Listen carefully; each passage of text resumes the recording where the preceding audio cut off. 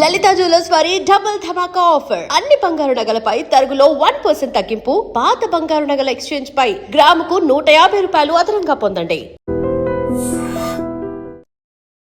నమస్కారం, welcome to I dream. ధర్మ మార్గం విత్ విజిత కార్యక్రమానికి స్వాగతం.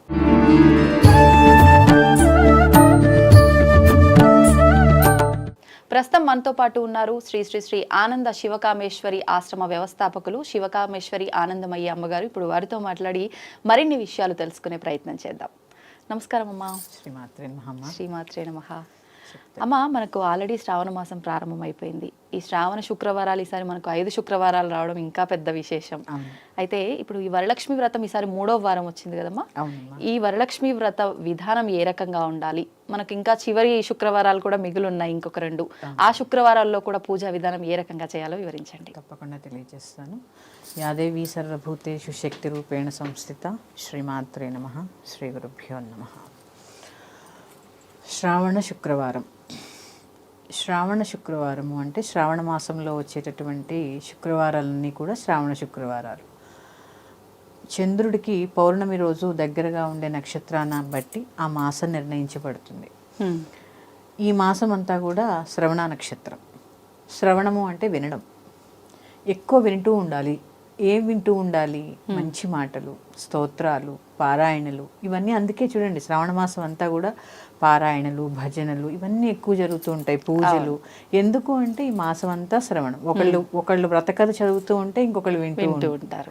అందుకని శ్రవణానికి చాలా ప్రత్యేకత ఉన్నటువంటి మాసము శ్రావణ మాసం. ఇక ఈ వరలక్ష్మి వ్రతం అనేది కొంతమందికి కలశం పెట్టి చేసుకునేటటువంటి విధి విధానం ఉంటుంది, కొందరికి ఆనవాయితీ ఉండదు. ఇట్లా వారి సాంప్రదాయాలని బట్టి చేసుకుంటూ ఉంటారు. పౌర్ణమి ముందు చేయడం అనేది విశేషం. ఎందుకు అంటే పౌర్ణమి చంద్రుడు 16 కళ్ళతోటి ఉంటాడు. ఆ 16 కళ్ళతోటి అమ్మవారు కూడా షోడశ కళారూపిణి, 16 కళలతో ఉంటుంది. అలాగే అమ్మవారి యొక్క మహామంత్రం కూడా 16 అక్షరాలు. ఇలా చూసుకుంటే ఈ 16కి సంబంధించి చాలా ఆ సంఖ్య అమ్మవారికి చాలా ప్రీతి కలిగినది అనమాట. అందుకే చంద్ర కళలు కూడా 16. ఇవన్నీ కలిపి పౌర్ణమికి ముందు వచ్చేటటువంటి శుక్రవారం రోజు, పైగా క్షీరాబ్ది కన్య కదా ఆవిడ, చంద్రుడు ఆవిడికి సహోదరుడు. అందుకని ఆ చంద్రుడు మనకి కూడా అన్నదమ్ముల యొక్క సహకారం కూడా పూర్తిగా ఉండాలని ఇవన్నీ ఆలోచించే మనకి పౌర్ణమి ముందు శుక్రవారం రోజు ఈ యొక్క వరలక్ష్మి వ్రతం చేసుకోవాలనేటటువంటి నియమం వచ్చింది. ఈ నియమము మామూలుగా మనకి కల్పోక్త ప్రకారము, చూడండి, ఏ వ్రత కథ మనం మొదలుపెట్టినా సత్యనారాయణ వ్రతకల్పం కానీ, ఈ వరలక్ష్మి కానీ, వినాయక వ్రతకల్పం కానీ, ఏదైనా సరే కల్పోక్త ప్రకారము అని చెప్పడం జరుగుతుంది. కల్పోక్త ప్రకారము అంటే ఏంటి? ఋషులు మునులు ఒకదాన్ని దర్శించి మన కోసం, సామాన్య మానవుల కోసం వేసినటువంటి రాజముద్ర పేరే కల్పోక్త ప్రకారము. కల్పోక్త ప్రకారం అంటే కల్పించి రాసింది కాదు, దాని రాజముద్ర అన్నమాట. అందులో ఇలానే చెయ్యాలి అని ఒక డిజైన్ చేయబడే విధానం అనుకోవచ్చు. దాన్నే కల్పోక్త ప్రకారము అంటారు. అందులో విధి విధానం ఎలా ఉంటే అది అలాగే చేయాలి. ఉదాహరణకి సత్యనారాయణ వ్రతం తీసుకోండి, 5 అధ్యాయాలు చదువుతాము. 5 అధ్యాయాలకి కొబ్బరికాయలు కొడతాము, అలాగే హారతి కర్పూరం ఇస్తూ ఉంటాము, నీరాజనం ఇస్తూ ఉంటాము. ఇదంతా అందులో చెప్పినటువంటి విధి విధానం. అలాగే మనకి ఈ వరలక్ష్మి వ్రతానికి వచ్చేసరికి ఒక విధి విధానం ఉంది. ఏంటి ఆ విధి విధానము? మన పోకడ ఎటు వెళ్తోంది, కరెక్ట్ గానే ఆచరిస్తున్నామా లేదా? ఇక్కడ ఆ కథలో మనకి వ్రత కథలో ఏం చెప్పబడింది? చారుమతీదేవి కళలో లక్ష్మీదేవి దర్శనమిచ్చి ఈ పూజ చేసుకోమ్మా అని చెప్పడం జరిగింది. ఆవిడ అందరికీ చెప్పడం జరిగింది. ఇక్కడ చిన్న విషయం, మనం చాలా సన్నని గీత మనం తెలుసుకోవాల్సింది. చారుమతీదేవికి లక్ష్మీదేవి కనిపించింది కానీ చారుమతి లక్ష్మీదేవి దగ్గరికి వెళ్ళాల. అవును. మరి ఎందుకు కనిపించింది? లక్ష్మీదేవి ఆవిడకి ఎందుకు కనిపించింది? ఏదైనా అంటే ఉండాలి కదా, పర్పస్ కదా. ఎక్కడ కనిపించింది, ఎందుకు కనిపించింది? అసలు లక్ష్మి అంటే ఏంటి? లక్ష్మి అంటే కేవలం ధనమా? కాదు కదా. మనకి ఆకలి వేసినప్పుడు భోజనం దొరికింది అనుకోండి, ధాన్యలక్ష్మి. నీరు లక్ష్మి. దాహం వేసింది ఇప్పుడు, నీళ్లు తాగాం, కొందరికి అందుబాటులో దొరకవు నీళ్లు. అవును అవునమ్మా. ఇదంతా కూడా లక్ష్మీ కటాక్షం. ఇప్పుడు 10 మందితో కూర్చుని మనం మాట్లాడగలుగుతున్నాం, లక్ష్మీ కటాక్షం. ఇదంతా కూడా లక్ష్మి. లక్ష్మి అంటే ఏంటి అంటే వీక్షిస్తూ ఉండేది, మనని చూస్తూ ఉండేది. ఆవిడ స్థితికారిణి. విష్ణుమూర్తి కూడా స్థితికారకుడు కదా, లక్ష్మీదేవి కూడా స్థితికారిణి. అంటే మన మనగడకి ఆవిడ ఎప్పుడూ మనకి తోడుగా ఉండేటటువంటిది, ఎల్లప్పుడూ మనల్ని వీక్షిస్తేటటువంటిది. ఆవిడ పేరే లక్ష్మి. అమ్మ, ఇప్పుడు మనం అనుకునే ఈ అష్టలక్ష్ముల్లో వరలక్ష్మి అనే అమ్మవారు ఉన్నారా? లేరమ్మా.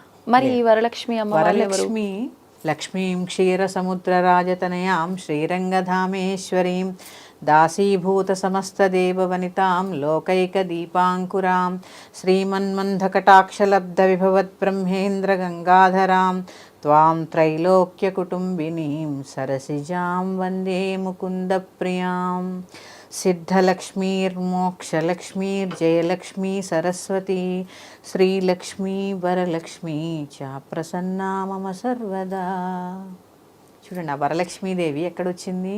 ఆ లక్ష్మీదేవి యొక్క శ్లోకంలో క్షీర సముద్రంలోంచి ఉద్భవించినటువంటి సముద్రరాజ కన్యగా ఉద్భవించి ఆవిడ ఏమేం ప్రసాదిస్తుంది? ఇటు మోక్షాన్ని, రాజ్యాన్ని, సంపదని ప్రసాదించేటటువంటి వరాలిచ్చేటటువంటి తల్లి కాబట్టి వరలక్ష్మి. ఈ వరలక్ష్మి యొక్క రూపాలు అష్టలక్ష్ములు. ఆ అష్టలక్ష్ములే అష్టసిద్ధులు. అణిమా సిద్ధి, లఘిమా సిద్ధి, మహిమా సిద్ధి, ఈసిత్వ సిద్ధి, వసిత్వ సిద్ధి, ప్రాకామ్య సిద్ధి, భుక్తి సిద్ధి, ఇచ్ఛాసిద్ధి, ప్రాప్తి సిద్ధి అనే ఈ సిద్ధులు ఏవైతే ఉన్నాయో అష్టసిద్ధులు. ఈ అష్టసిద్ధులు కూడా లక్ష్మీదేవి యొక్క, అందుకే కొన్ని సందర్భాల్లో లక్ష్మీదేవి పూజ చేసేటప్పుడు ఈ సిద్ధులకు కూడా పూజ చేస్తారు.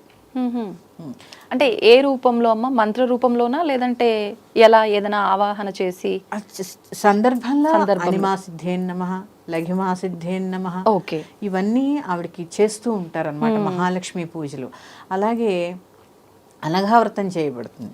అనఘాలక్ష్మి అష్టమి రోజు, అష్టమి మార్గశిర అష్టమి రోజు చేయబడుతుంది.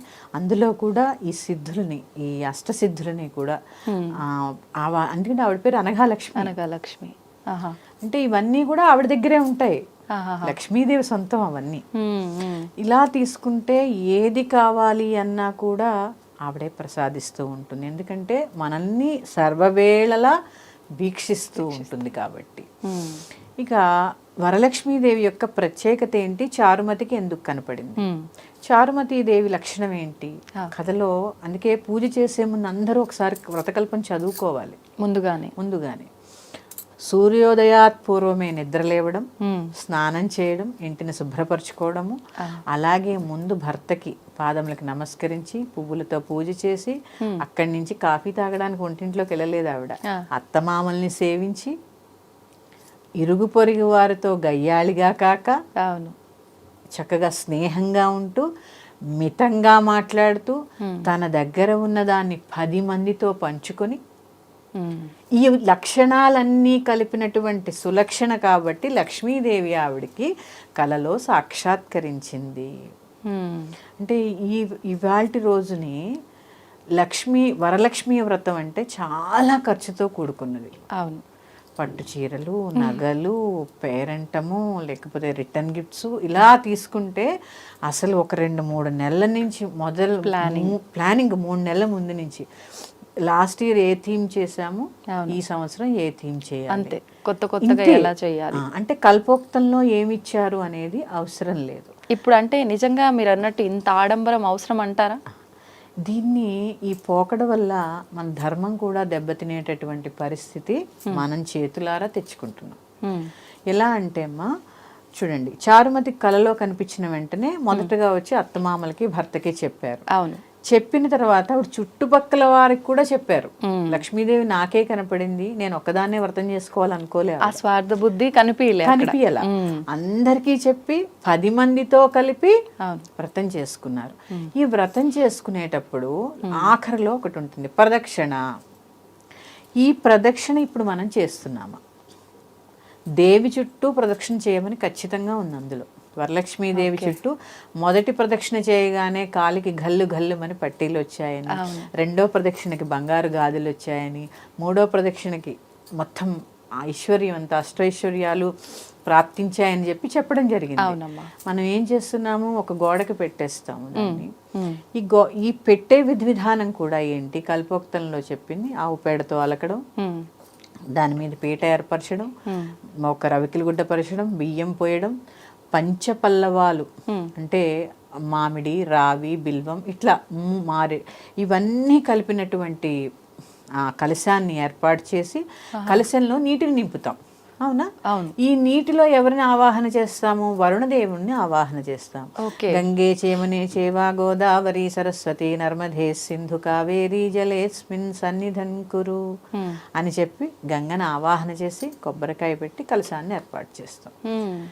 ఈ కలశం ముందు అమ్మవారు ఉంటుంది, కలశం లోపల ఉండదు. కలశం లోపల వరుణదేవుడు ఉంటాడు. కానీ అందరము భావించేది అందులో అమ్మవారే ఉంటారు అని. కలశం ముందు భాగంలోనే ఇప్పుడు ఏ వ్రతం చేసుకున్నా అంతే అమ్మా, కలశంలో వరుణదేవుడిని ఆవాహన చేస్తారు, కలశం ముందే భగవంతుడు ఉంటాడు.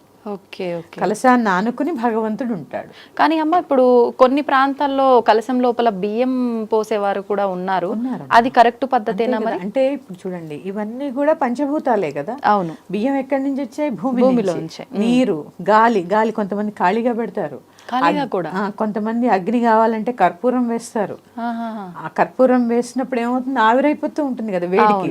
ఇదంతా కూడా ఏంటి, పంచభూతాలతో కూడినటువంటిది. నీకు ఏది ఇష్టమో అది, నీ సాంప్రదాయాన్ని బట్టి, మీ ఇంటి సాంప్రదాయాన్ని బట్టి అక్కడ ఏది అలవాటు ఉంటే అది. కొంతమంది నీరు పోస్తారు, కొంతమంది మీరన్నట్టు బియ్యం పోస్తారు, కర్పూరం, పచ్చ కర్పూరం వేసే వాళ్ళు కూడా ఉన్నారు. ఇదంతా ఏంటి, వారి వారి సాంప్రదాయాల్ని బట్టి, ప్రాంతీయ ఆచారము, వాళ్ళ ఇంట్లో ఉండే ఆచారము అదంతా కూడా ఉంటుంది కదమ్మా. అలాగే ఇక్కడ పంచపల్లవాలు ఏర్పరచాలంటే మనకు ఉన్న, ఇప్పుడు మనం సిటీలో ఉంటాం, దొరకకపోవచ్చు. కనీసం మామిడాకులు లేదా ఒక 5 తమలపాకులు ఖచ్చితంగా పెట్టి దాని మీద కలశం ఏర్పరచాలి. ఇదంతా విధి విధానం. దీన్ని వదిలేసి ఇంతింత ఎత్తు బొమ్మలు పెడుతున్నాం, ఎక్కడా లేదు, వ్రతకల్పనలో లేదు బొమ్మ. ఎందుకంటే పూర్వం వరలక్ష్మితం చేసుకుంటున్నప్పుడు కొబ్బరికాయ పెట్టి దానికే సరదాగా ముక్కు చెవులు పెట్టేవారు, ఆ కొబ్బరికాయకే తప్ప కాళ్ళు చేతులు అతికించలా. ఇప్పుడు కాళ్ళు దొరుకుతున్నాయి, చేతులు దొరుకుతున్నాయి. అవును. సరే అతికిస్తారమ్మా, ప్రాణప్రతిష్ఠ చేస్తారు. అతికించిన దాంట్లో ప్రాణప్రతిష్ఠ ఎలా చేస్తాం అంటే, అమ్మవారికి అన్ని విరిగి ఉంటాయా అంటే, విడివిడిగా ఉన్నప్పుడు అది చేయకూడదు. ఆగమశాస్త్రం ప్రకారం చాలా తప్పు. ఇప్పుడు చిన్న ఉదాహరణ, మన ఇంట్లో పగిలిన విగ్రహాలను పెట్టుకుంటామా? పెట్టుకోం. మరి భిన్నం కదమ్మా, అంతే. భిన్నమైనవన్నీ అతికించి ప్రాణప్రతిష్ఠ చేయడం కూడా దోషమే. ఒకవేళ మీరన్నట్టుగా అలా ప్రాణప్రతిష్ఠ చేయడం అదంతా కాకుండా కలశ రూపంలో పెట్టి, ఫోటో రూపంలో పెట్టి, ఇది ఓన్లీ మనకు ఒక చూడడానికి అలా బాగుంటుంది కదా అలంకరించుకోవడం, అలా ఏమైనా చేసుకోవచ్చు? అవసరం లేదు. ఇక్కడ ఎందుకు అంటే, అసలు కలశారాధన ఎందుకు? ఇప్పుడు గౌరీదేవి ఉందమ్మా, పసుపు ముద్ద చేస్తాం. అవును. రాతిలో పూజిస్తాం. మీకు చూసారో లేదో, రాతి గౌరీదేవి ఉంటుంది. అది ఆనవాయితీగా వంశపారంపర్యంగా మా అత్తగారు నాకు ఇచ్చారు. చిన్న గౌరీదేవి, చిన్న రాతి వినాయకుడు. ఇవాళ నా నుంచి నా పిల్లలకి అంటే గౌరీదేవిని రాతిలో మనము పూజిస్తున్నాము.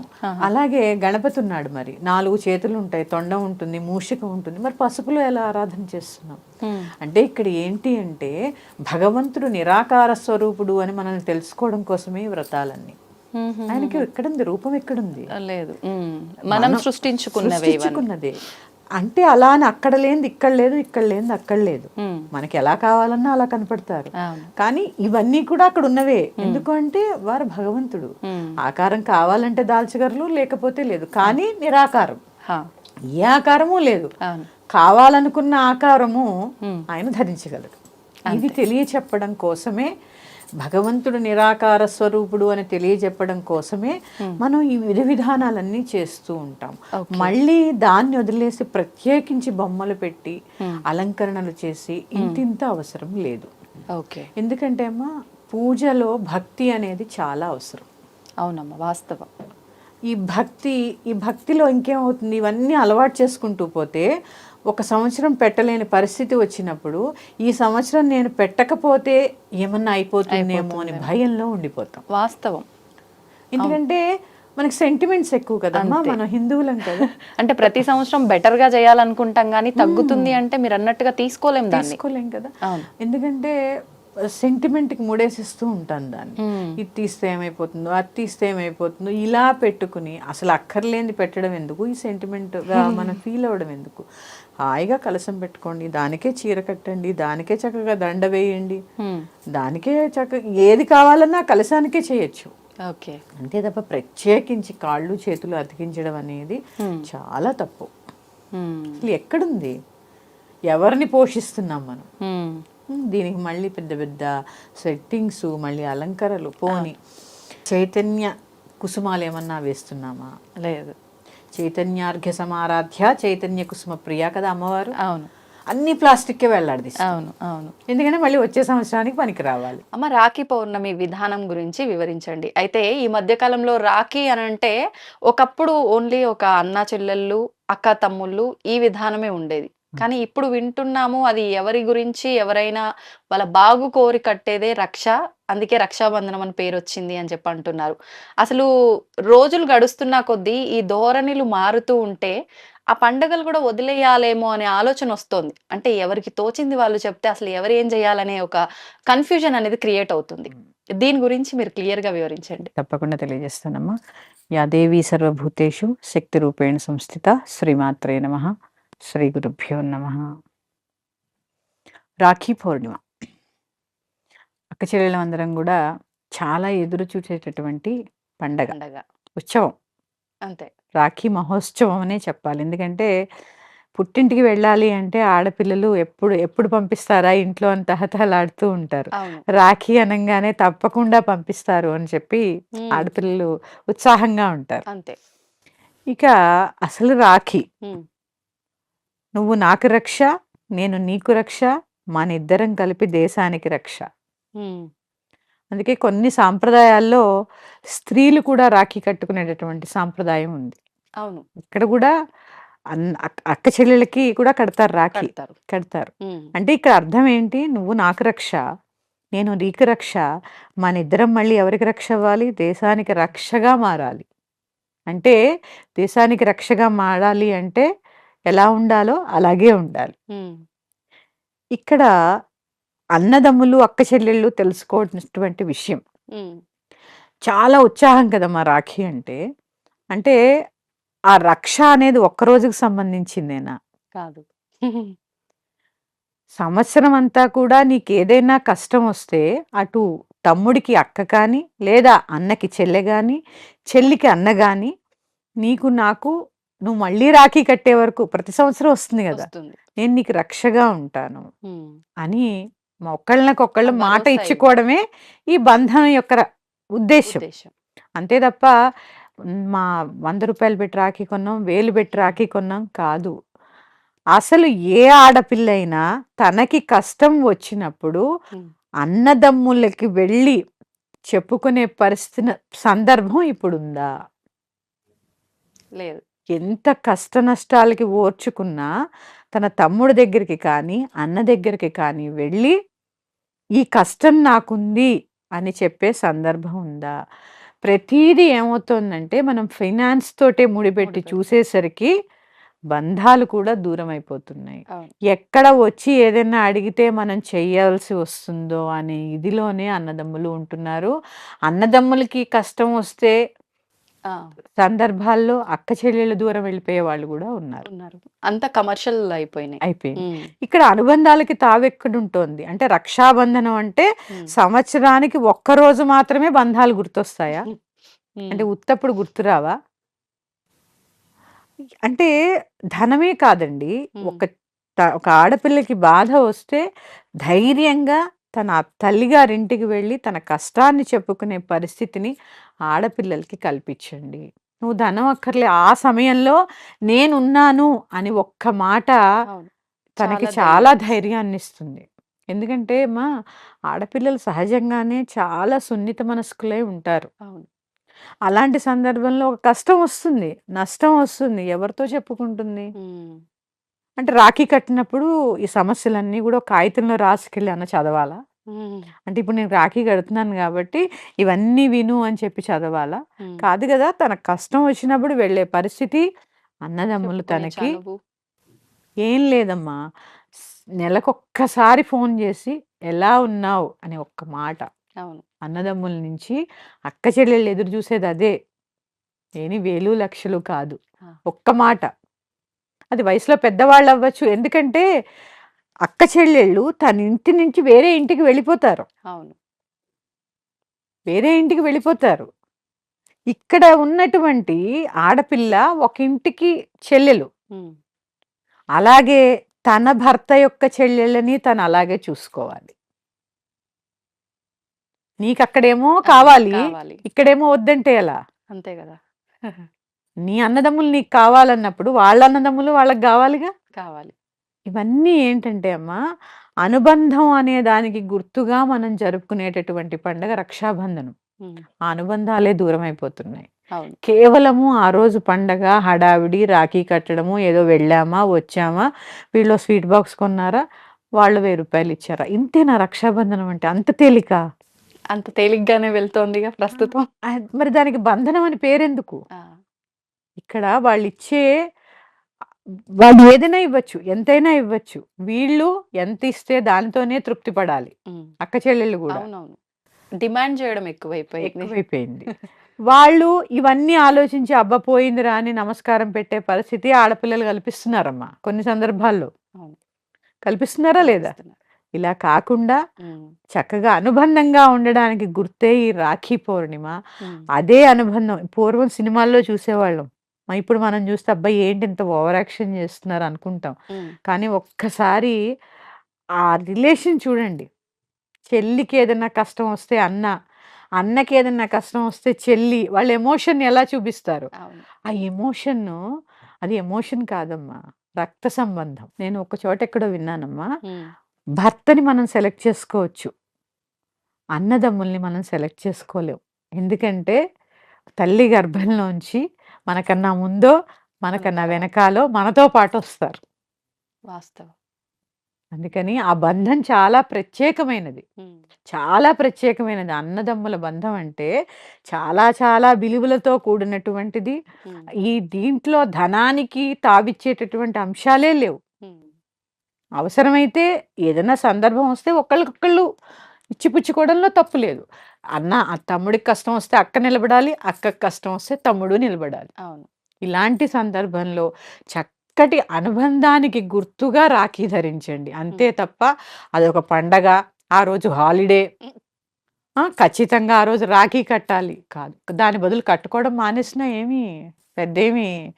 ఏముంది ఆ ఒక్కరోజు కోసం ఏముంది, అదొక ఎమోషన్. అంటే ఆ రిచువల్స్ మనం పాటించాలి కాబట్టి పాటిస్తున్నాము. పాటిస్తున్నామా? కానీ దానితో పాటు ఆ విలువలని పాటిస్తూ పాటించాలి. బంధాలను పెంచుకోవడం పైన ఫోకస్ లేదు. లేదు, పెంచుకోవాలనేదే నేను మనస్ఫూర్తిగా కోరుకుంటున్నాను. ఎందుకంటే నాకు ఒక తమ్ముడు ఉన్నాడు.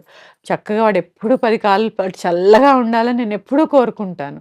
వాడు అలాగే కోరుకుంటాడు. ఆ బంధం ఎప్పుడూ అలాగే నిలబడాలని మనస్ఫూర్తిగా కోరుకుంటూ, ఆ అమ్మవారి ఆశీస్సులు అన్నదమ్ముల మీద, అక్క చెల్లెళ్ళ మీద మెండుగా ఉండాలని కోరుకుంటూ. అమ్మ, మనకి కార్తీక పౌర్ణమి చాలా విశిష్టమైంది. అవును. కానీ ఇప్పుడు శ్రావణ మాసంలో వచ్చే ఈ పౌర్ణమి కూడా అంతే విశిష్టమైనది అని చెప్పి, ఇది కూడా మనకు ఆరాధనకు చాలా విశేషమైనదని చెప్పి మాట్లాడుకుంటూ ఉంటాం. మరి ఏంటి ఈ పౌర్ణమి రోజున మనం ఎటువంటి విధానాలు ఆచరించాలి? తప్పకుండా తెలియజేస్తాను. ఉమ్, యాదేవి సర్వభూతేషు శక్తి రూపేణ సంస్థిత. శ్రీమాత్రే నమః. శ్రీ గురుభ్యో నమః. శ్రావణ పౌర్ణిమ చాలా విశేషమైనటువంటిది. శ్రావణ పౌర్ణిమలో 2 విశేషాలు ఉన్నాయి. ఒకటి మనందరికీ అక్క చెల్లెళ్ళకి ఇష్టమైనటువంటి రాఖీ పూర్ణిమ. అవును. అలాగే చాలా చాలా చాలా ముఖ్యమైనటువంటిది హయగ్రీవ జయంతి. ఉమ్, అసలు ఈ హయగ్రీవులు అంటే ఎవరు? ఈ హయగ్రీవులు అన్ని విద్యలకి అధిపతి. చాలామందికి సరస్వతీదేవి అనుగ్రహం ఉంటేనే విద్య లభిస్తుంది అనేది అవును. మనం అనుకుంటూ ఉంటాం. అవునమ్మా. కానీ ఎలాంటి విద్య అయినా కూడా మనకి రావాలి అంటే కూడా ఉమ్, హయగ్రీవుడి యొక్క అనుగ్రహం ఉంటే అన్ని విద్యలు లభిస్తాయి. ఆహా. అందుకే జ్ఞానానందమయం దేవం నిర్మలం స్ఫటికాకృతిం ఆధారం సర్వ విద్యానాం హయగ్రీవం ఉపాస్మహే. అన్ని విద్యలకి కూడా ఆధారమైనటువంటి వారు హయగ్రీవులు. అసలు ఈ హయగ్రీవులు అంటే ఎవరు? హయగ్రీవులు అంటే ఎవరో కాదు, విష్ణుమూర్తి యొక్క 21 అవతారాలలో ఈ హయగ్రీవం అనేది ఒక అవతారం. ఒక అవతారం. ఓకే. ఇది ఎలా సంభవించింది? దేవి భాగవతం ఎప్పుడైనా చదివారా మీరు? లేదు. ఈ దేవి భాగవతంలో మధుకైటబుల వధ జరిగిన తర్వాత హయగ్రీవుల వారు, విష్ణుమూర్తి వారు అలసిపోతారు. ఎందుకంటే కొన్ని వేల సంవత్సరాలు నీటిలో యుద్ధం చేస్తారు వాళ్ళతోటి. ఇది చండీ పురాణంలో ఉంటుంది. నీటిలో అలసిపోతారు. ఎందుకంటే వాళ్ళకి చావు లేకుండా వరాన్ని పొందుతారు. ఈ చావు లేకుండా వరాన్ని పొందే వాళ్ళందరూ వాడి పేరే రాక్షసులు. చూడండి, ఏ రాక్షసుని తీసుకున్నా ఏం వరం కోరుతారు? చావు లేకుండా వరం. అంటే ఇది అసుర లక్షణం. అంటే అది చాలా వింత వింత కోరికలు మళ్ళీ. అసుర లక్షణం అనమాట. Okay, okay. చావు రాకూడదు అనుకునేది అసుర లక్షణం. ఇది గ్రహించాలి అందరం. కానీ ప్రతి ఒక్కరము భయపడతాం అదంటేనే. కావాల్సింది మోక్షం అమ్మా. ఇక్కడ అసుర లక్షణం అంటే అది అసుర లక్షణం కదా. ఆ మహామాయ దగ్గర నుంచి వరం పొందుతారు. ఆ నీళ్ళల్లో యుద్ధం చేసి చేసి చేసి అలసిపోయి మహామాయ, ఆ మాయ ద్వారానే వాళ్ళని సంహరించడం జరుగుతుంది. ఇక యుద్ధం చేసి అలసిపోయి ఆయన విల్లుని ఇలా పెట్టుకుని పడుకుంటారు అనమాట. తల అంచి పడుకుంటారు.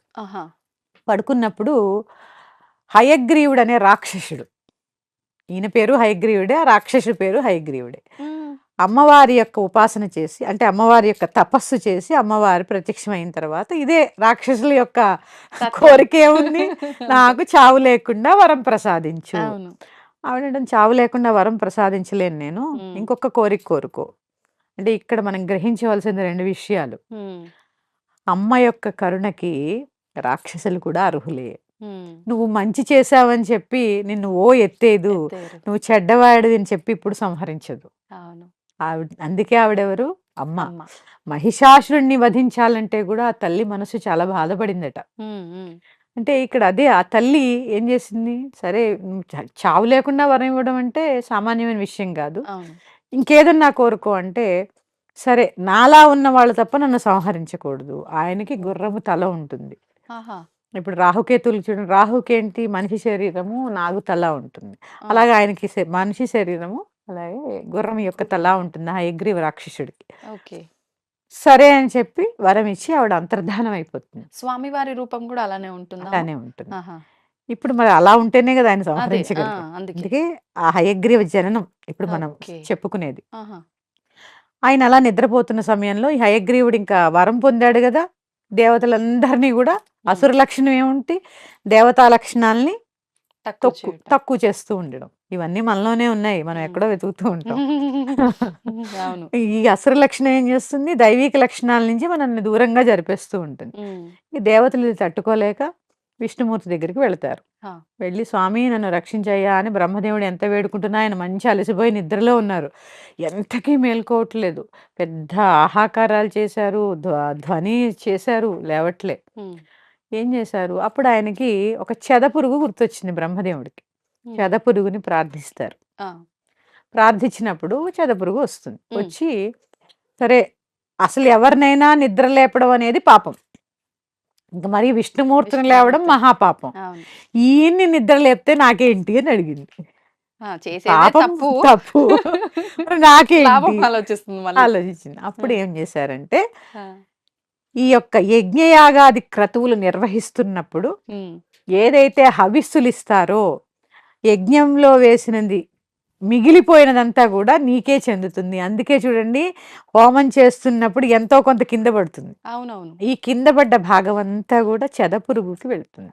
అందుకే కింద పడింది ఏది మళ్ళీ తీసి వేయకూడదు. అదంతా ఆవిడ ఖాతాలో, ఆ చెదపురుగు యొక్క ఖాతాలో వెళ్ళిపోతుంది. ఇప్పుడు ఈ వరం ఇచ్చింది ఎవరు? బ్రహ్మదేవుడు ఇచ్చాడు. కానీ అతను చేస్తున్నదే తప్పు పని, అయినా వరం ఇవ్వటం తప్పదు. అసురుల నుంచి కాపాడాలంటే విష్ణుమూర్తి లేవాలి కదా. అప్పుడు ఆ చెదపురుగు ఏం చేసింది అంటే, ఆ విల్లు చెక్కతో చేసి ఉంటుంది. చెద యొక్క లక్షణం ఏంటి, చెక్కని తినేయడం కదా. ఆ చెక్కలోకి దూరి ఆ చెదని తినేస్తుంది అనమాట. తినేసినప్పుడు ఆ వింటి నారి ఊడిపోతుంది. ఊడిపోయి ఆయన శిరస్సు ఇలా ఉంటే ఆ శిరస్సు ఖండించబడుతుంది విష్ణుమూర్తిది. తల ఎగిరి పడిపోతుంది అనమాట. ఎగిరిపడి, ఇదంతా మహామాయా స్వరూపిణి అమ్మ యొక్క నాటకం, ఇదంతా లీలలు. అప్పుడు ఈ బ్రహ్మదేవుడు కంగారు పడిపోయి ఆ, అమ్మవారిని ప్రార్థన చేసి ఆవిడ ప్రత్యక్షమైతే ఇలా జరిగిపోయింది, ఏం చేయాలని వేడుకుంటాడు. ఉమ్, అప్పుడు గుర్రం తల ఎక్కడుందో అతి తెచ్చి ఈయనకి అతికిచ్చండి, ఒక గుర్రం తల తెచ్చి అతికిచ్చండి అని చెప్పి అంతర్ధానం అయిపోతుంది.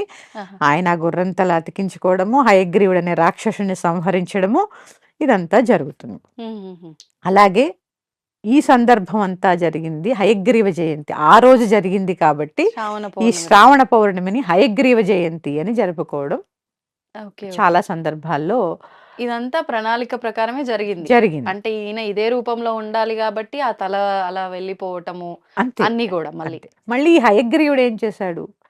అన్ని విద్యలకి మూలం ఆయన. ఉమ్, ఈ హయగ్రీవుడు వేదాలను దొంగిలిచ్చాడు, రాక్షసుడు. రాక్షసుడు. మళ్ళీ వారితో యుద్ధం చేసి ఈ వేదాలన్నీ కూడా తిరిగి వచ్చినటువంటి సందర్భం కాబట్టి శ్రావణ పౌర్ణిమ రోజు ఉమ్, యజ్ఞోపవేతాన్ని మార్చుకుంటారు. ఆహా, ఈ యజ్ఞోపవేతాన్ని ఎందుకు మార్చుకుంటారు అంటే, యజ్ఞోపవేత ధారణ జరిగింది అంటే, ఉపాకర్మ జరిగింది అంటే నువ్వు వేదాధ్యయనం చేయడానికి అర్హుడివి అని చెప్పడం. ఓకే. పూర్వం కదా 8 సంవత్సరాలకే ఒడుగు చేయడము, వారిని వేదాధ్యాయానికి పంపించడం చేస్తుండేవారు కదా. అవును. ఇలా అంటే చూడండి, క్షత్రియులు కూడా వేదం చదువుకునేవారు. మ్మ్. మహాభారతం పరిశీలిస్తే అవును.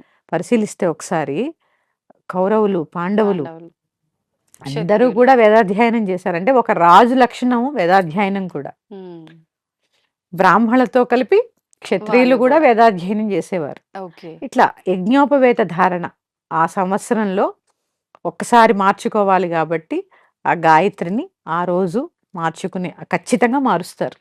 అంటే ఎవరైనా పొడుగైన వాళ్ళు కొత్తగా ఇప్పటికీ మా అయిన వాళ్ళు. ఇళ్లలో కానీ కొంతమంది అలా చేసిన ఆ కార్యక్రమం అయినాక 1 ఇయర్ దాటని వాళ్ళకి మారుస్తారు అని అంటారు కదమ్మా, అలా అలా ఏం కాదు. లేదమ్మా. అసలు ఆ ఆ. కార్యక్రమం చేస్తే మళ్ళీ వెంటనే యజ్ఞోపవేతం మార్చుకుంటే తప్ప నిత్య దీపారాధనకి పనికిరాము. ఆహా, నిత్య దీపారాధనకి పనికిరాము. ఆ ఓకే. సందర్భాలు వేరు.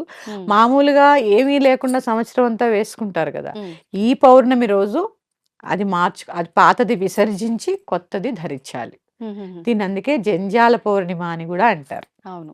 ఖచ్చితంగా ఆ రోజు గాయత్రీదేవికి క్షీరాన్నాన్ని వండి నివేదన చేస్తూ ఉంటారు. ఉమ్, ఉమ్. గాయత్రినే త్రిపద అంటారు. త్రిపద. 3 పదములు త్రిపద గాయత్రి. ఉమ్, ఉమ్. అమ్మవారెవరు? త్రిపుర. ఈ 3 సంఖ్య అనేది చాలా విశిష్టమైనది.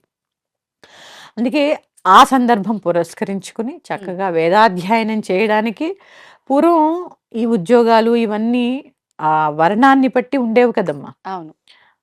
ఆ వర్ణాన్ని బట్టి వీరు వేదం చదవాలి ఉమ్, అని ఆ చిన్న పిల్లల్ని ఆ రోజు నుంచి వేదాధ్యయనానికి పంపించేవారు ఒడుగు చేసి.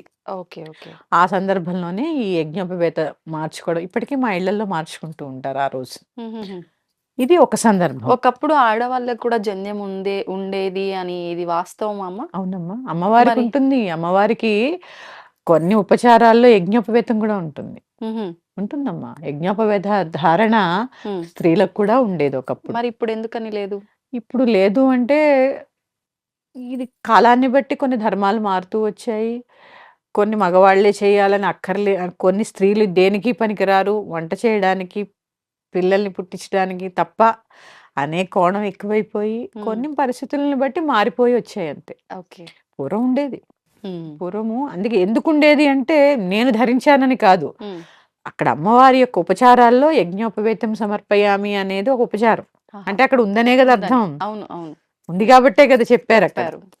అలా చూసుకుంటే ఇప్పుడు మరి వేదమాత గాయత్రి స్త్రీ కాదా? ఆ, వేదమే ఆవిడ కదా. ఆవిడ. సరస్వతి స్త్రీ కాదా? ఆ, అందుకని స్త్రీ ఏది చేయకూడదు, ఏం చేయొచ్చు అనేది నిర్ణయించబడింది అంతే. ఉమ్, ఉమ్. నిర్ణయించబడింది. ఇది అంటే మళ్ళీ సందర్భం మారిపోతుంది. ఆ, ఇక్కడ శ్రావణ పౌర్ణమికి సంబంధించి మాట్లాడుకుంటున్నాం కాబట్టి ఈ సందర్భంగా హయగ్రీవ జయంతిని పురస్కరించుకుని ఆ రోజు హయగ్రీవ స్వామి వారిని పూజించడం జరుగుతుంది. ఏ రకంగా పూజించవచ్చమ్మా? అంటే పటము, చిత్రపటం అలాంటివి ఏమీ ఉండవు కదా? ఏమీ ఉండవమ్మా. ఇప్పుడు కొన్ని ఆలయాల్లో ఉంటాయి. ఉహుం, విష్ణుమూర్తి దర్శనమే కదమ్మా. అంతే. విష్ణుమూర్తి ఆరాధనే హయగ్రీవ ఆరాధన. ఎలాగూ ఈ శ్రావణ ఎందుకు మాసం అంతా ఇంత ప్రత్యేకంగా నేను హయగ్రీవుల వారి గురించి చెప్తున్నాను అంటే, లలితా సహస్రనామం అనేది మన దాకా వచ్చింది అంటే అగస్త్యుడికి హయగ్రీవుడికి జరిగిన సంవాదంలో హయగ్రీవుల వారి ద్వారా అగస్త్యుడు లలితా సహస్రనామాన్ని పొందితే అది మన దాకా వచ్చింది. ఆహాహాహా. అంటే వారి ద్వారానే విద్యలన్నీ బయటకు వచ్చాయి. Okay okay okay. వ్యాస పురాణంలో ఉన్నవి, వ్యాసుడి ద్వారా కొన్ని రచించబడినవి, ఇవన్నీ కూడా హయగ్రీవుడు అగస్త్యుడికి చెప్పడం ద్వారానే మనకి ఈ లలితా అంటే సహస్రనామం అనేది లలిత ఈ వసిన్యాది వాగ్దేవతలు చెప్పారు అని అంటారు కదమ్మా, మళ్ళీ అది రచించారు హయగ్రీవుడి వాళ్ళు. వాళ్ళు వాళ్ళ రచించారు, అది ఆథర్స్ అన్నమాట దానికి. అందరిలోకి రావడం హయగ్రీవుడి ద్వారా వచ్చింది. హయగ్రీవుడి ద్వారా వచ్చింది. ఇప్పుడు ఓకే, నేను ఓకే. ఒక పుస్తకం రాశానమ్మా, ఆ. రాసింది నేను, కానీ జనాల్లోకి తీసుకొచ్చింది నువ్వు. Okay okay. ఇదన్నమాట. ఉమ్, ఉమ్. అది ఈ సందర్భాన్ని పురస్కరించుకుని అన్ని విద్యలకి హయగ్రీవుడు వారు మూలము అని చెప్తారు. అందుకే దీన్ని ప్రత్యేకంగా హయగ్రీవ జయంతి అని చెప్పి ఉమ్. చెప్పుకోవడం జరుగుతుంది. రాఖీ పౌర్ణిమ అనే టాపిక్తో మళ్ళీ మీ ముందుకు వస్తాను. శ్రీమాత్రే నమః. స్వస్తి. శ్రీమాత్రే నమః. దీన్ని తవ్వండి, తవ్వుతూనే శివలింగం. పరమాత్మకు జీవా సరే దాన్ని అట్లా కప్పేసేయండి, చూపించదండి. Krishna is there. మూర్తి పూజ కాదు, సాక్షాత్ బ్రజేంద్ర నందన భగవాన్ ఉన్నారు మూర్తిలో. ఏమీ ఆశించకుండా ఆరాధించే వాళ్ళు కూడా ఉన్నారా ప్రభుజీ? నిజమైన భక్తి అంటే మనకు తెలియదు కాబట్టి.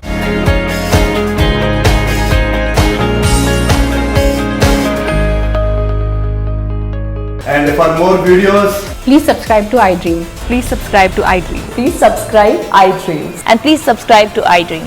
For more videos, subscribe to iDream. please like, share and subscribe to the channel. Congratulations, iDream. Subscribe to iDream. Subscribe to iDream. So subscribe to iDream Media. iDream ki iDream team andarki huge congratulations. Please subscribe iDream Media. Please subscribe to iDream. Subscribe iDream. Please subscribe to iDream. iDream అంటే నా కళల channel subscribe చేసుకున్న నోరు తిరుగుతలేదు, మీరైతే గంట గుర్తు కొట్టండి. For more such videos, please subscribe to iDream. Subscribe to iDream. Please subscribe to iDream. Please subscribe iDream Media. Please do subscribe to iDream. Please subscribe to iDream Media. For best entertainment and information, please subscribe iDream. And don't forget to subscribe to iDream.